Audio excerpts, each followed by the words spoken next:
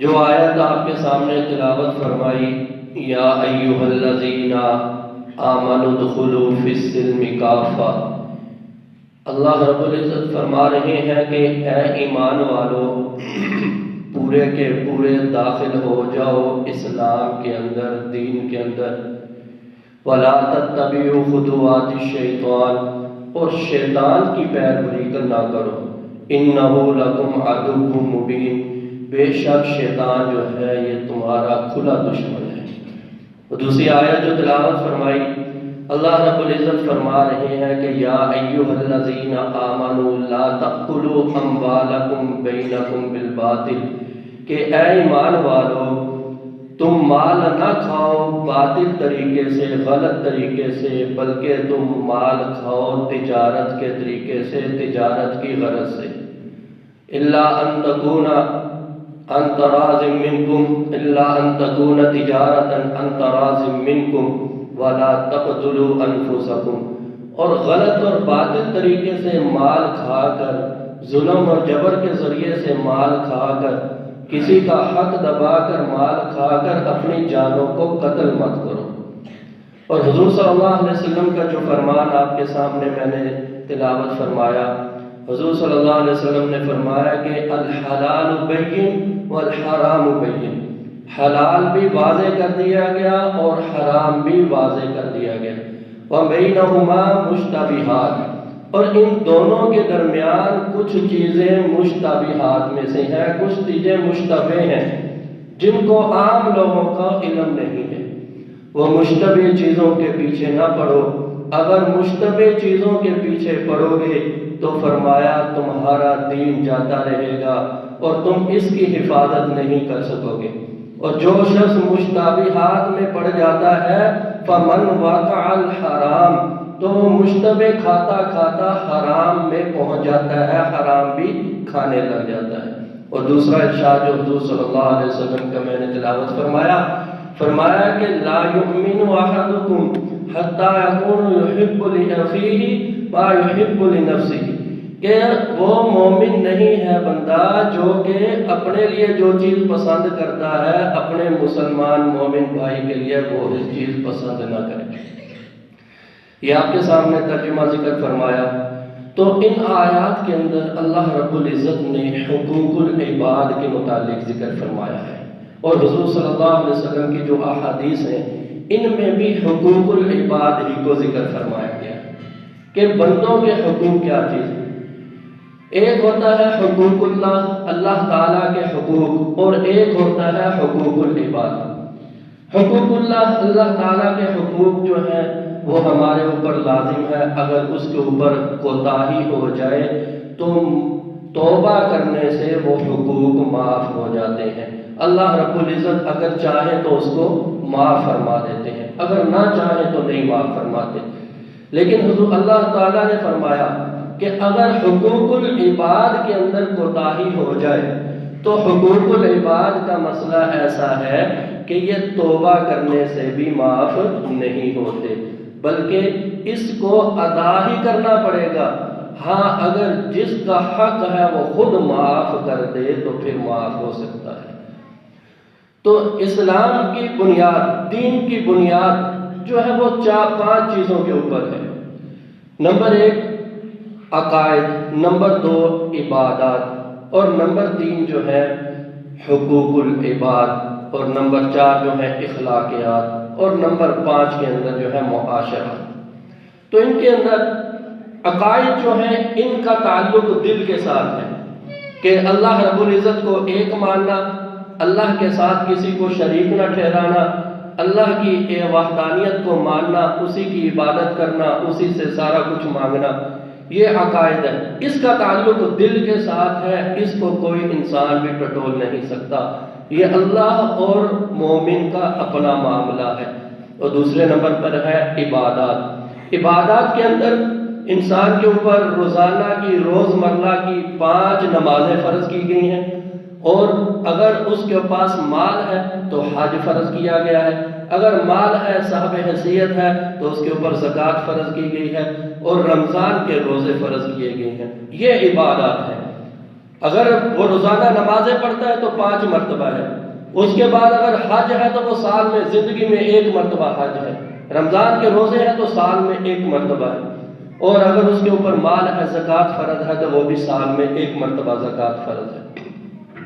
لیکن انسان کا تعلق جس چیز سے سب سے زیادہ ہے وہ حقوق العباد سے ہے۔ حقوق العباد سے، معاملات سے انسان کا تعلق ہر لمحہ اور ہر وقت ہے، وہ چاہے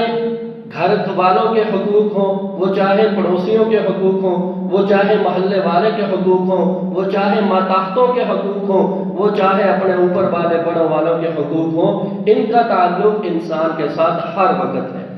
اس لیے اللہ رب العزت نے، بلکہ فقہاء نے اور حضور صلی اللہ علیہ وآلہ وسلم کے ارشادات سے یہ قاعدہ بنایا گیا اور اس کو تسلیم کیا گیا کہ حقوق اللہ کے اوپر حقوق العباد کو مقدم رکھا گیا۔ حقوق اللہ جو ہے یہ عظمت کی وجہ سے ہے، اور حقوق العباد جو ہے وہ یہ ضرورت کی وجہ سے ہے۔ جو چیز ضروری ہوتی ہے اس کو عظمت کے اوپر مقدم کر دیا جاتا ہے۔ فقہاء نے اسی کے اوپر مسئلہ رکھا کہ ایک شخص جو ہے وہ جنگل کے اندر سفر کر رہا ہے اور اس کے پاس ایک پانی کی بوتل ہے، وہ رکتا ہے نماز کے لیے کہ وضو کرتا ہے نماز پڑھوں، لیکن ایک بوتل پانی کی ہے یا کم پانی ہے، 2-4 گھونٹ پانی ہے، اس کے پاس ایک شخص مر رہا ہے اور بل بلا رہا ہے کہ پانی کی اس کو ضرورت ہے اور پانی مانگ رہا ہے۔ اس شخص کے لیے یہ حکم ہے کہ وہ وضو نہ کرے بلکہ تیمم کر کے وہ نماز پڑھ لے اور اس شخص کو پانی پلائے جو پانی کا طلبگار ہے۔ کیوں؟ یہاں پر نماز جو ہے وہ عظمت ہے، وہ حقوق اللہ کے اندر سے ہے، اور پانی پلانا جو ہے یہ حقوق العباد میں سے ہے، اس لیے اس کو حکم دیا گیا کہ وہ پانی پلانا اس کے لیے ضروری ہے۔ تو میرے بھائیوں، معاملات کے اندر انسان کی بہت ساری کوتاہیاں ہوتی ہیں۔ اگر معاملات انسان کے درست ہو جائیں تو اللہ رب العزت فرماتے ہیں کہ قیامت کے دن اس کے سارے اعمال درست نکل آئیں گے۔ اگر معاملات اس دنیا کے اندر، حقوق العباد اس دنیا کے اندر اس کے درست نہ نکلے تو قیامت کے دن اس کا کوئی بھی عمل جو ہے وہ درست نہیں نکلے گا۔ حتیٰ کہ حضور صلی اللہ علیہ وآلہ وسلم نے فرمایا کہ یغفر للشہید کل ذنبہ، کہ شہید جو ہے، حالانکہ شہادت جو ہے وہ کتنا بڑا رتبہ ہے، کتنا بڑا درجہ ہے، انبیاء کے بعد، شہداء کے بعد سب سے بڑا درجہ شہادت کا درجہ ہے۔ ایسا درجہ ہے جس کو حضور صلی اللہ علیہ وسلم نے بار بار اس کی تمنا کی، ثم احیا ثم اقتل ثم احیا ثم اقتل ثم احیا ثم اقتل۔ 3 دفعہ ایک حدیث کے اندر حضور صلی اللہ علیہ وسلم نے اس کو ذکر فرمایا کہ میں شہید کیا جاؤں، دوبارہ زندہ کیا جاؤں، پھر شہید کیا جاؤں، پھر زندہ کیا جاؤں، پھر شہید کیا جاؤں، پھر زندہ کیا جاؤں، کہ اتنا بڑا رتبہ ہے شہید ہونے کا۔ لیکن حضور صلی اللہ علیہ وسلم نے فرمایا کہ شہید کا ہر گناہ معاف کر دیا جاتا ہے، لیکن الا الدین، اگر اس نے کسی کا قرضہ دینا ہو تو وہ قرضہ اس کا معاف نہیں ہوتا، اگر کسی کا اس نے حق دینا ہو تو وہ حق معاف نہیں ہوتا۔ شہید کا بھی حق معاف نہیں ہے، سارے گناہ اس کے معاف ہو جاتے ہیں۔ آج ہم دنیا کے اندر، اپنے گھر کے اندر، اپنے محلہ کے اندر، اپنے ماتحتوں کے اندر کتنے حق دبا لیتے ہیں، 1-2 روپے، 10 روپے، 50 روپے، اور زمین کا دبانا یہ ہمارے لیے معمولی کام ہے۔ وراثت کے اندر بھائیوں کا حق نہ دینا، بہنوں کا حق نہ دینا، ماں باپ کا بیٹیوں کو حق نہ دینا، یہ حق کو دبانا ہے۔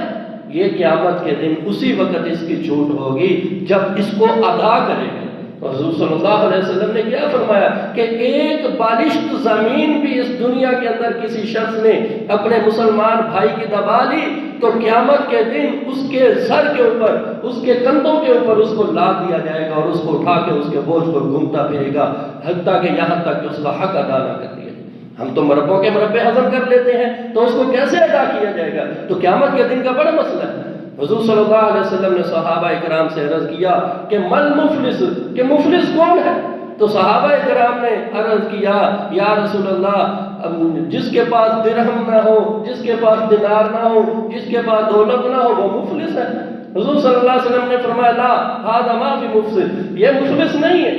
فرمایا کہ مفلس وہ ہے کہ جو قیامت کے دن آئے گا اس کے پاس پہاڑوں کے برابر نیکیاں ہوں گی، اس کے پاس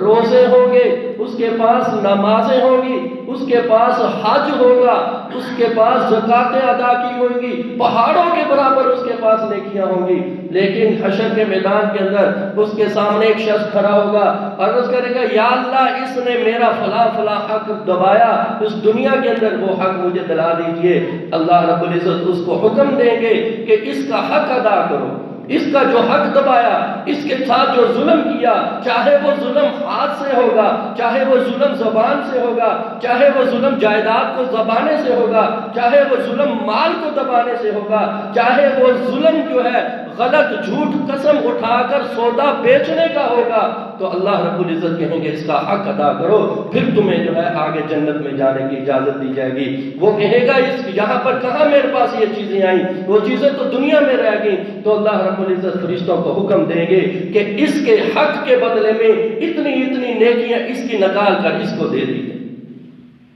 تو اس کی نیکیوں کو ڈھیر سے اٹھا کر اس کی نیکیاں دوسرے مسلمان کو دے دی جائیں گی۔ اسی طرح لوگ آتے جائیں گے، حضور صلی اللہ علیہ وسلم نے فرمایا حتیٰ کہ اس کی نیکیوں کا ڈھیر ختم ہو جائے،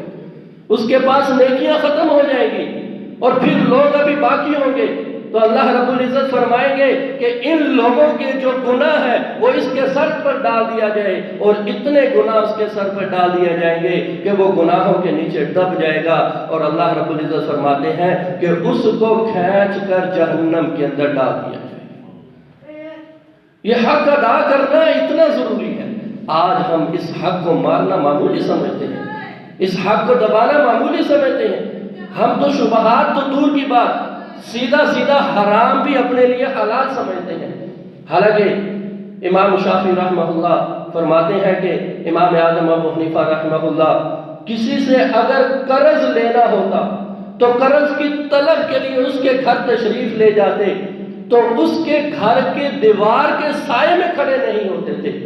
اس کے گھر کی دیوار کے سائے میں کھڑے نہیں ہوتے تھے، کہ کیوں؟ کہیں ایسا نہ ہو کہ جو میں نے قرض لینا ہے اس قرض کے عوض کے اندر یہ سمجھے کہ میرے گھر کے سائے کو حاصل کر لیا اور میں نے اس کے اوپر قرض زیادہ کر لیا، قیامت کے دن مجھے سوال نہ کر لیا جائے کہ تو نے حقدار سے حق لینا تھا، تو اس کے عوض کے اندر اس سے یہ فائدہ اٹھاتا رہا کہ اس کے گھر کے دیوار کے سائے کے اندر کھڑا۔ یہ شبہات سے بچنے کا یہ فائدہ ہوتا ہے۔ آج ہم کسی سے وعدہ کرتے ہیں تو وعدہ پورا نہیں ہے۔ آج ہم اگر کسی کی امانت رکھتے ہیں تو امانت کے اندر خیانت ہے۔ امانت کیا سمجھتے ہیں کہ صرف مال کو رکھنا یہ امانت نہیں ہے، امانت کسی کی بات امانت رکھنا یہ بھی امانت ہے، عبادات کے اندر خیانت کرنا یہ بھی خیانت ہے، عبادات کو کمی بیشی کرنا یہ بھی امانت کے اندر خیانت ہے، اپنے بھائی کے ساتھ دھوکہ دہی کرنا یہ بھی خیانت کے اندر داخل ہے۔ آج ہم ان چیزوں کو چھوڑ بیٹھے۔ امام بخاری رحمہ اللہ تعالی ان کے والد اسماعیل نے وراثت چھوڑی، تو وراثت کے اندر جو ان کو مال ملا تو ان کے والد نے فرمایا کہ میرے بیٹے میرے مال کے اندر ایک درہم بھی شیبے کے مال کا نہیں ہے کہ جس کے اندر شبہات ہوں کہ یہ حرام کا مال ہے۔ تو امام بخاری رحمہ اللہ نے اس مال کو فروخت کرنے کی ٹھانی۔ بخاری آئے، ان کے ساتھ سودا طے ہوا، تو امام بخاری رحمہ اللہ نے ان سے فرمایا کہ 3 دن میں سوچ لیتا ہوں، تم بھی 3 دن سوچ لو، اس کے بعد اگر تمہیں پسند ہوا تو سودا کر لینا، مجھے پسند ہوا تو میں سودا کر لوں گا۔ رات ہوئی، امام بخاری رحمہ اللہ نے یہ سوچا، دل کے اندر یہ تمنا کی، ارادہ کیا کہ یہ سودا جو ہے انہی وپاری کو دے دیتا ہوں۔ جب صبح ہوئی تو اور نئے وپاری آ گئے، انہوں نے اس سودے کو 2 گنا زیادہ منافع کے ساتھ خریدنا چاہا، لیکن امام بخاری رحمہ اللہ نے کیا فرمایا کہ میں نے رات اپنے دل کے اندر یہ ارادہ کر لیا ہے کہ میں یہ سودا انہی وپاری کو دوں گا جو پہلے دیکھنے کے لیے آئے تھے۔ تو انہوں نے عرض کیا آپ نے کون سا ہم سے سودا پکا کیا تھا، آپ ہمیں یہ سودا دے دیں۔ تو انہوں نے فرمایا نہیں، میں نے جو ارادہ کر لیا ہے، اگر میں تمنا کے اندر اس کو تبدیلی کروں گا، ارادے کے اندر اگر تبدیلی کروں گا تو میں اپنے رب سے خیانت کرنے والا ہو جاؤں گا۔ مجھے گھاٹا منظور ہے لیکن 2 گنا زیادہ منافع منظور نہیں ہے تاکہ میں جہنم کی آگ کے اندر نہ ڈالا جاؤں۔ تو انہیں کو وہ سودا جو ہے انہوں نے دے دی۔ آج ہم سودا بھی کر لیں، بیانہ بھی دے دیں، تو ہمارے پاس اگر کوئی اور گاہک آ جائے کہ ہم آپ کو زیادہ منافع دیتے ہیں تو ہم اس کو بیچ دیتے ہیں، ڈبل منافع دیتے ہیں۔ بھئی مال کی ہرس آئیے،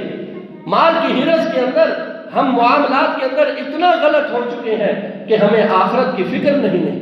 حالانکہ اللہ رب العزت فرمائیں گے کہ اليوم نختم علی افواہہم وتکلمنا ایدیہم وتشہد ارجلہم بما کانوا یکسبون، کہ آج تمہاری زبانوں کے اوپر مہر لگا دی گئی ہے، آج تمہاری زبانیں کچھ نہیں بولیں گی، آج تمہارے ہاتھ، تمہارے پاؤں اور تمہارے جسم کے دوسرے اعضاء جو ہیں یہ گواہی دیں گے کہ آج تم نے دنیا کے اندر کس کس کا حق مارا، کس کس کے ساتھ ظلم کیا، کس کس کے ساتھ تم نے زیادتی ہے۔ آج ہم نہ بولتے ہوئے سوچتے ہیں کہ ہم مسلمان بھائی کے لیے کیا الفاظ نکالتے ہیں، اور نہ ہم اپنا ہاتھ چلاتے ہوئے سوچتے ہیں کہ مسلمان بھائی کے لیے ہم کیا ہاتھ چلا رہے ہیں۔ ہم یہ سوچتے ہیں کہ ہم بڑے ہیں، وہ چھوٹا ہے، وہ متحد ہے، اس کے لیے جو چاہے الفاظ نکال سکتے ہیں، وہ ہمارا کچھ نہیں بگاڑ سکتا۔ حالانکہ اللہ رب العزت کیا فرماتے ہیں کہ ان اللہ لا یحب، کہ اللہ رب العزت جو ہے ایسے شخص کو پسند نہیں فرماتے جس کے اندر تکبر ہو، اور جس شخص کے اندر تکبر ہوتا ہے وہ معاملات کو ضائع کرنے والا ہوتا ہے، وہ معاملات کو برباد کرنے والا ہوتا ہے، وہ معاملات کو ختم کرنے والا ہوتا ہے۔ تو میرے بھائیوں، یہ دنیا کے لالچ کو چھوڑیں، معاملات کو سدھاریں، اپنے آپ کو بڑا کرنا چھوڑیں، معاملات کو سدھاریں، اپنے آپ کو اونچا سر کرنے کے لیے، لوگوں کو بڑا دکھانے کے لیے ہم متاحت کو اتنا دبا دیتے ہیں کہ وہ ظلم کے اندر شمار ہو جاتا ہے، اور متاحت بڑے کو نیچا کرنے کے لیے بڑے کی اتنی توہین کرتا ہے کہ وہ سمجھے کہ میں اس کو کچھ نہیں مانتا۔ میرے بھائیوں، یہ دونوں طرف سے غلط ہے، دونوں طرف سے ہمیں صحیح چلنا چاہیے۔ اللہ رب العزت قیامت کے دن یہ فرمائیں گے کہ زمین کو کہ ہر چیز نکالو، کہ جو ظلم ہوئے، جو زیادتیاں ہوئی، جو مال کھائے، جو کسی نے زمین دبائی، وہ سب نکالو۔ اذا زلزلت الارض زلزالها واخرجت الارض اثقالها وقال الانسان ما لها، کہ جب وہ چیزیں نکالیں گی وہ سارے ظلم زبر، سارے مال نکل آئیں گے، تو انسان کہے گا ہائے، ان چیزوں کی وجہ سے میں لوگوں کے ساتھ زیادتیاں کرتا رہا، ان چیزوں کی وجہ سے میں لوگوں کے ساتھ ظلم کرتا رہا، کاش میں دنیا کے اندر ان چیزوں کے پیچھے نہ پڑتا، آج میرے لیے یہ چیزیں رسوائی کا ذریعہ نہ بنتی، آج یہ میرے لیے یہ چیزیں بربادی کا ذریعہ نہ بنتی۔ لیکن اس وقت پچھتانے کا کچھ فائدہ نہیں ہے، اس وقت پچھتانا انسان کے کام نہیں آئے گا، اس وقت اس کو کھینچ کر جہنم کی آگ کے اندر ڈال دیا جائے گا۔ حتیٰ کہ حضور صلی اللہ علیہ وسلم نے فرمایا کہ اس وقت وہ حق بھی ادا کیے جائیں گے جو ایک جانور نے دوسرے جانور کے اوپر کیے ہوں گے، کہ ایک بے سینگ بکری نے، سینگ والی بکری نے بے سینگ بکری کو ٹکر ماری تو اس کی وجہ سے وہ زمین پہ گری، تو اس وقت ان دونوں کو زندہ کیا جائے گا حشر کے میدان میں، اور بے سینگ بکری کو کہا جائے گا اس کو ٹکر مار اور اپنا بدلہ لے، بدلہ لینے کے بعد ان کو ختم کر دیا۔ لیکن انسان کا فنا نہیں ہے، انسان ختم نہیں ہے، انسان کا بدلہ نہیں ہوگا، اس وقت اس کے پاس مال نہیں ہوگا، دولت نہیں ہوگی، اس کی نیکیاں ضائع ہو جائیں گی، نیکیاں ضائع ہونے کے بعد جس طرح حدیث میں فرمایا اس کے اوپر دوسرے مسلمان کے گناہ ڈال دیے جائیں گے تو اس کو کھینچ کے جہنم میں ڈال دیں۔ تو میرے بھائیوں، اپنے معاملات درست فرمائے، اللہ رب العزت ہمیں جو ہے معاملات صحیح کرنے کی توفیق عطا فرمائے۔ آخر دعوانا الحمدللہ۔